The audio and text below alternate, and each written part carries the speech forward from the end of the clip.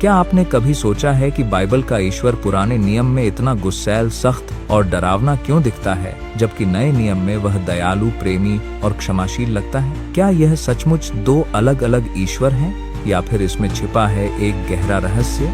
आइए जानते हैं। सबसे पहले यह समझ लें कि बाइबल कोई साधारण किताब नहीं, बल्कि ईश्वर और इंसान के रिश्ते की एक महान कहानी है। और इस कहानी का पहला हिस्सा है पुराना नियम। कल्पना करें, हजारों साल पहले की दुनिया, जहां अंधेरा, हिंसा और मूर्ति पूजा का बोलबाला था। लोग बच्चों को आग में बलि चढ़ाते थे, अन्याय हर तरफ था। इस दुनिया में ईश्वर एक छोटे से समुदाय इज़राइल को चुनते हैं। वह कहते हैं, तुम मेरे लोग हो, तुम्हें पवित्र बनना है क्योंकि मैं पवित्र हूँ। यह एक कठिन स्कूल की तरह था जहाँ ईश्वर अनुशासन सिखाते हैं। उन्होंने इज़राइल को मूसा के द्वारा से व्यवस्था दिया। इन नियमों का पालन न करने की सजा तुरंत और सख्त थी, क्योंकि उस समय की दुनिया इतनी भटकी हुई थी कि ईश्वर को सख्ती से पाप का जहर रोकना पड़ा। मिसाल के तौर पर कनान के लोग जो भयानक पाप करते थे, उन्हें हटाने का आदेश दिया गया ताकि इज़राइल मूर्ति पूजा से बचा रहे। यह सख्ती थी, लेकिन इसका मकसद था दुनिया को बचाना।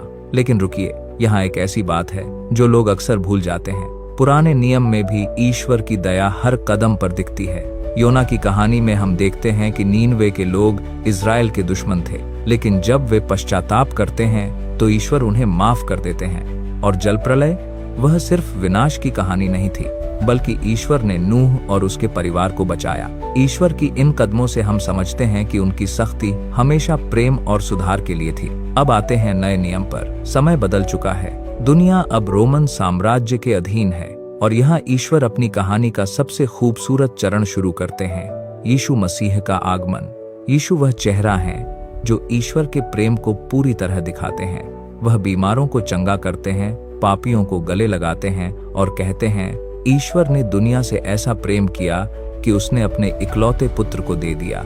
लेकिन पुराने नियम की तरह नए नियम में भी ईश्वर का न्याय गायब नहीं हुआ। यीशु ने मंदिर में व्यापारियों को कोड़े मारकर निकाला, और वह चेतावनी देते हैं कि एक दिन वह लौटेंगे और तब अंतिम न्याय होगा। यानी प्रेम और न्याय दोनों एक ही सिक्के के दो पहलू हैं। पुराना नियम वो स्कूल था जहां ईश्वर ने पाप की गंभीरता सिखाई। नया नियम वो घर है जहां वह उद्धार का रास्ता दिखाते हैं। और चौंकाने वाली बात यह भी है कि पुराने नियम में हमें यीशु की झलक मिलती है। यशायाह 53 में दुख भोगने वाला दास की भविष्यवाणी सीधे क्रूस की ओर इशारा करती है। यानी शुरू से ही ईश्वर की योजना प्रेम और उद्धार की थी। तो दोस्तों, बाइबल का ईश्वर न तो सिर्फ कठोर है, न सिर्फ दयालु, वह दोनों है प्रेम और न्याय का सही मिश्रण। यह कहानी हमें सिखाती है कि सच्चा प्रेम बिना अनुशासन के अधूरा है।